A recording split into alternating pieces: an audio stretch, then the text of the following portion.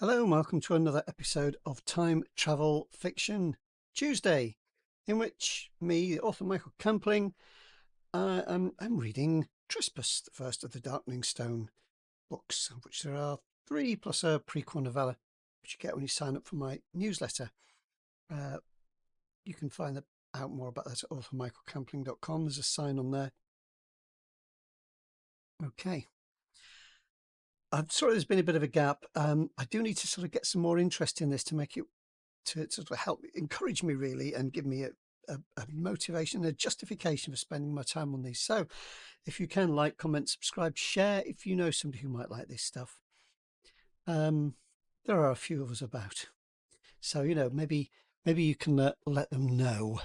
That would be great and much appreciated if you'd like me to keep doing these. I just thought I had the microphone near enough. I'm just double checking. Okay. So thank you for tuning in wherever you are, whether you're listening on your favourite podcast app or whether you're on the site, which currently is at michaelcampling.com, which is hosted on Substack. By the way, I am sending them all out. If you're subscribed on that Substack site, I am sending each episode out. I was trying to do a summary one each week, and that was a whole extra thing for me to do. So there is a way of subscribing just to the sections you want. So there are supposed to be 4 readings each week, providing I can manage to find the time. So if you look in your updating your preferences, you will see which sections you are subscribed to. Each one is separate. That's the way Substack works. The other way to do it, of course, is just to get the audio or just to get the video. Just subscribe to the things you want over on YouTube or on your favorite podcast app. So the chapters are short. We'll see how many we get through. And I will do my best. These are recorded as live, however, so if I make mistakes, I will just have another crack at it.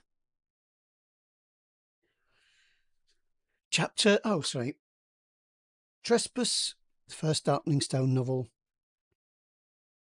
an adventure across time, written by Michael Campling and read by the author. Chapter 21, 3500 BC. Burlick did not like the rain. He could cope with extreme cold and fierce heat, but now, crouched in the mud, he was drenched to the bone and miserable. He leaned back against the broad tree trunk. It was a good hiding place, but it provided no shelter from the relentless downpour. Tellen, he noticed sourly, did not seem to mind. The younger man had been cheerful all morning, ever since they decided to keep their distance and just keep an eye on Wiccan while they waited for an opportunity to climb the rock face. Burlick wasn't sure whose idea that had been. Sometimes Tellen's words could be slippery. It didn't matter. When it came to it, Burlick was stronger than Tellen, and much stronger than Wiccan. Burlick smiled grimly. Wiccan was old and frail. It wouldn't be much of a fight. Burlick felt for his knife, wrapped his fingers around it. The cutting edge was the sharpest he'd ever made. He had taken great care with this knife, working on it the previous day while he'd waited for Tellen to return. It was ready for one dreadful purpose, one lethal stroke. The cold flint felt good. Would it be enough? Tellen, keep your eyes open, he hissed. Remember, we are not here to fight an old man. We are here to fight a shade. Tellen nodded reassuringly. He noticed that once again Burlick was touching the talisman that he wore around his neck. It had become a habit. Tellen knew the talisman was a gift from Skimrian. Perhaps it gave him some comfort, but Tellen doubted it. He studied Burlick's face. The man did not look well. Every line in his face showed his grim anger, but his eyes, his wide, darting eyes, betrayed his fear. In a man like Burlick, it was a bad combination. Tellen had managed to control Burlick so far, but how long would it be before Burlick did something rash? For a while they watched the old man in silence as he moved among the rocks, touching them, apparently talking to them. He seemed content to carry on with his work. He showed no signs that he was aware of being watched. Tellen chewed his lip. He must get through to Burlick before it was too late. "Burlick," he called softly, "what if you are wrong?" Burlick glared at Tellen. "What?" Tellen held his stare. "What if you are wrong?" he repeated. "What if you kill Wiccan, but it doesn't help Skimrian? What will you do then?" Burlick blinked, wiped the rain from his eyes, but he didn't answer. Tellen pressed on. "What will they say in the village?" "Ha!" Burlick said. "They'll say I fought to save my wife. We've always fought for our food, our homes, our womenfolk. We always will." "But if it doesn't work," Tellen insisted, "they could say you abandoned your wife, your son. They could say you killed for no reason. They could say you are a danger to the village, and then you'd be banished." Burlick thought for a moment. He'd seen men banished, driven from the village. He'd joined in. It was one-sided and violent. Most did not survive it, and those who did were never seen again. "We'll see about that," he said. "Enough talk. Go back to your watching." Tellen nodded. He could see he'd put a doubt in Burlick's mind, and it was a start. "Burlick," he said. Burlick glared, held up a hand to silence him, but Tellen smiled and continued. "Look," he said, "the rain's easing." Burlick nodded, and his expression mellowed. He went back to watching Wiccan. "Let Tellen say what he wants," he thought. "I'll bide my time, and I'll get the job done. No amount of words, no matter how clever they are, can ever change my mind." Chapter 22, 3500 BC. Something was wrong. Wiccan sat by his hut as the daylight dwindled and waited. "What now?" he muttered. "What's wrong this time?" He rubbed his hands together. His fingers ached from a hard day's work on the stone. This should be a good day, Wiccan thought. He'd cleaned the stairway. There'd been no sign of the mysterious intruder, and he'd finally finished cutting the stone for Burlick's new hut. "So why hasn't he come to collect it?" he muttered. "It was a full moon last night. He should have come today. I'm sure that's what we arranged." He shook his head, stared blankly at the path that ran toward the village. "Father," he said, "there's something wrong, isn't there?" "Perhaps," Clearfan said. "You never know with the villagers. All they care about is filling their bellies." "Yes," Wiccan replied. "A full belly, a warm fire, and the shapes of the moon to live by." "Huh," Clearfan snorted. "The moon. It's here today and gone tomorrow. We live by the stone. The rock lives forever. It doesn't care for the passing of days or seasons or men's lives." Wiccan frowned. "It means something to them," he said. "They have a time to sow, a time to harvest, a time to hunt. And," he thought, "a time to build." "Fools," Clearfan snapped. "Their calendar rules their lives. They live in fear of it." Wiccan rubbed his eyes. Even stranger then, he thought, that Burlick hasn't come to collect his stone. "Burlick was in a hurry," he said. "He told me his wife was near her time. She wanted a new hut for their new child." "And you argued with him," Clearfan said. "I told him the stone wouldn't be hurried. I told him it was useless to strain against its will." He paused, remembering poor Burlick's harassed expression as he left the pit that day. It was also useless, Wiccan guessed, to strain against the will of a woman on the verge of giving birth. "You were right," Clearfan said. Wiccan chewed his lip. "I don't know," he said. "He needed to build straight away. Their first child didn't survive the winter." "You worked as quickly as you could, Wiccan. What more could you have done?" Wiccan lifted his head and looked toward the pile of stone blocks. "It isn't right, Father," he said. "The stone is ready. It's been prepared, and now it must be used. It must take the next step in its journey." He stood and walked a few steps forward to get a better view of the path. Nothing. He shuffled back to his hut and squatted down. Soon The sun would set. It was too late. No one will come now. He sighed. Be patient, Cleofan said. There will be a reason. It was a phrase he used often. Yes, Wickham thought, a reason. Perhaps the men had gone hunting, or maybe they'd gone in search of water. Burlick had said the stream was low and muddy. Soon, he'd said, there wouldn't be enough water for everyone, and then there would be trouble in the village.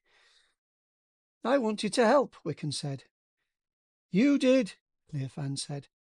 You gave him water from our spring to give to his wife. He didn't trust it at first, Wickham said, but I convinced him. I showed him the spring, showed him it was good, clean water. In the end, he filled his flask and took it with him. I think he was happy enough. Wickham sighed. How long was it since he'd seen Burlick? It seemed like a distant memory, from a time when there had been no unwelcome intruder, no unexpected delays, only order and peace. Now his routine was disturbed, and everything was changing, falling apart. He shuddered. What is happening, Father? He said. The shades are stirring, Wickham. They are at work in the world, and they will not rest until their meddling is done. Wickham jumped to his feet. No, he said, you must stop them. The shades cannot be controlled, Cleofan said. They can only be appeased. Wickham wrung his hands together. Then tell me, he said, tell me what to do. He waited. Surely his father's shade couldn't abandon him now. Be patient, Wickham thought. Be patient. But it was hard to breathe. His chest was tight. He felt dizzy and put his hand against the side of his hut. He should have had something to eat earlier, but he'd been waiting for Burlick. He closed his eyes, tried to take a deep breath. Eventually, Cleofan spoke. Just 3 words. The darkening stone. Now. Wickham opened his eyes wide, turned his head towards the ledge that held his greatest secret. The darkening stone could not be seen from the pit floor. He'd made sure of that with a screen of cut brushwood. And the steep stairway was difficult to spot unless you knew exactly what you were looking for. Wickham's eyes found the telltale dip in the undergrowth and followed it to the top. There lay the darkening stone, the altar to the shades. But must he really go to the ledge now? Father, I have only ever visited the stone as the day dawns, he said, but now the day is almost over. Do you question me? Cleofan growled. No, Father, of course not. It's just I can climb the stairway now, but soon night will fall, and then the shades. The stone will protect you, Wickham. Yes, the stone. Good. But it wasn't just the shades Wickham was worried about. Yes, he could climb the stairway now, but could he climb down again in the darkness? He hesitated. Father, he said, I am going to return from the stone, aren't I? He swallowed hard. His throat was dry. Father? He called. There was no reply. Wickham pressed his hands against his chest. The tightness increased, squeezed the breath out of him. Would he return from the ledge? If not, then who would take his place? His father had once told him he must have an apprentice, but now there was no one to carry on his work, his daily routine. Wickham held his head in his hands. Why was everything changing? Nearby, something disturbed a roosting bird, and its chattering snapped him out of his self-pity. He took a deep breath and straightened his aching back. My father has told me what to do, he thought. I must be strong. Perhaps now, when I need it the most, the darkening stone will answer my questions. No point in standing around waiting, he muttered. He set his jaw in grim determination, and slowly, struggling for breath, he started walking toward the stairway. There was still just enough light to see his way. He would climb the stairway for the second time that day. Not to offer himself this time, but to reach out to the shades and to seek their help. He paused and looked back toward his hut. Perhaps, he thought, for the last time.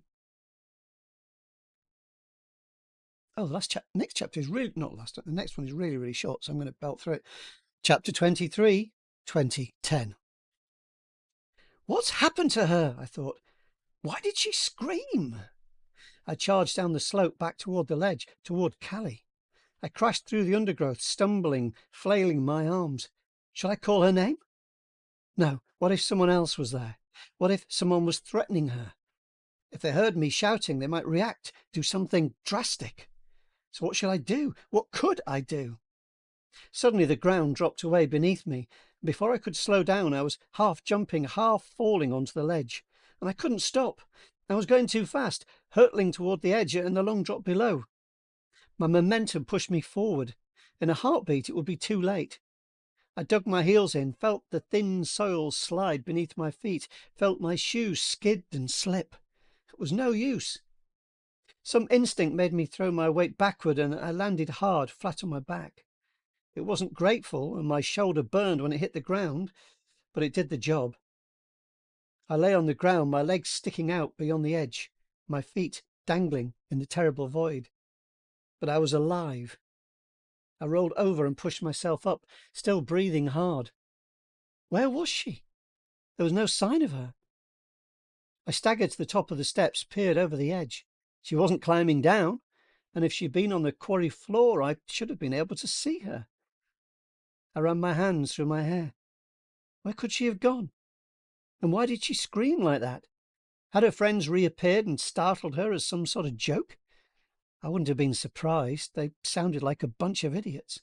But how could they have got out of sight so quickly? Callie, I called, and again, louder. Callie! There was no answer. I'd left her standing near the stone, so I walked over to it, hoping for a clue. I scanned the ground. Was there any sign of a struggle? That's what they always look for in cop shows, but what did that look like? Perhaps that only worked on TV. There was nothing to see. I should call someone, I muttered. But who? The police? What would I say? I saw a girl, and then I went away and heard a scream, and now she's gone. Would they take that seriously?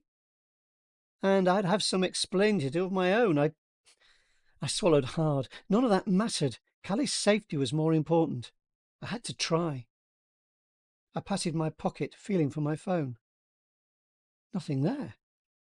I tried my other pocket, the back pockets. Nothing. Oh, crap, I said. I'd lost it. I rushed over to where I'd just landed on my back, but it wasn't there. I looked back up at the slope. I'd probably lost it up there somewhere when I'd come blundering down. I'll never find it up there, I said. As a last hope, I crossed the ledge slowly, searching the ground for a telltale glint among the grass. It was no use. I reached the stone platform and sat down on it. I put my face in my hands. What the hell am I going to do now? I said. I felt like weeping. I screwed my eyes shut tight. And that was when it began. Oh, I'm going to have to stop there because otherwise we'll have to go through another whole chapter. Ooh, bit of a cliffhanger. It's interesting reading stuff that I've written years ago, and I sort of spot style type things that I wouldn't do now, which is always a bit slightly galling. But then, it was written some time ago. 2010 was possibly slightly in the future when I originally wrote it. So obviously a lot of things have changed since then, including, of course, mobile phones when they were less common, more expensive, and teenage boy understandably very upset if he lost the really good one that his dad had bought him. So I'll stop there for now. I hope you enjoyed it. I don't know if I really made much in the way of mistakes doing that, so hooray. That was fun. Hope you're enjoying it. You can find the book if you want to read along or read ahead in libraries. You should be able to get it as an ebook, possibly as a paperback. You might have to request it either way. You can buy it on Amazon. It's also in Kindle Unlimited as an ebook. Occasionally there are special offers and things. The prequel, as I say, called Breaking Ground, is part of the complimentary starter library you get when you sign up to my newsletter, which is called Postcards from the Edge of Dartmoor. And I hope it's a nice newsletter in and of itself, so worth looking for. You can find me all over the place. So, there's a Facebook page and stuff. But the site currently, michaelcampling.com, is I'm using to host Substack with that name. And it used to be different. And I may even go back to it. We'll see. I keep changing my mind about things. Trying to keep the cost down, essentially, not just being silly. Trying to keep the cost down, because Substack doesn't cost me anything. But that is what that currently points to. So you can subscribe there. You can subscribe YouTube. If you've enjoyed it, please do share it if you possibly can, if you know somebody who might like it. At the moment, I'm doing this for a small number of people, and that's fine. That's fine. I'm very grateful for you being here. And of course, maybe we can do some shout outs or something. Let me know. Commenting on YouTube is a really good way of doing it. You can comment on the Substack site if you sign up to that as well. That's a separate membership. It's totally free. I did have a paywall there at one time, so any references to that will be out of date. I have removed that because I was using it a lot. Now not so much. So it's just all free. Anyway, thanks again. I hope you're enjoying whatever you're reading. I hope you don't accidentally travel through time. Don't do that. It's quite difficult. It's quite a difficult experience, I believe. Take care, and I'll see you next week for time travel fiction. Thursday for thriller fiction, Friday for science fiction.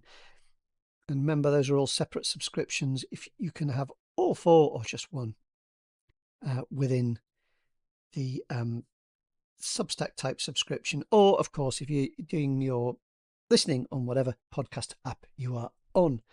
Thank you for that too. Harder for me to keep track of those comments, but the other places are great. The Substack and the YouTube. On the YouTube channel, where the audio and the video are available as separate items. Right, I'll shut up now. Enough of that rubbish. So, till next time. Bye.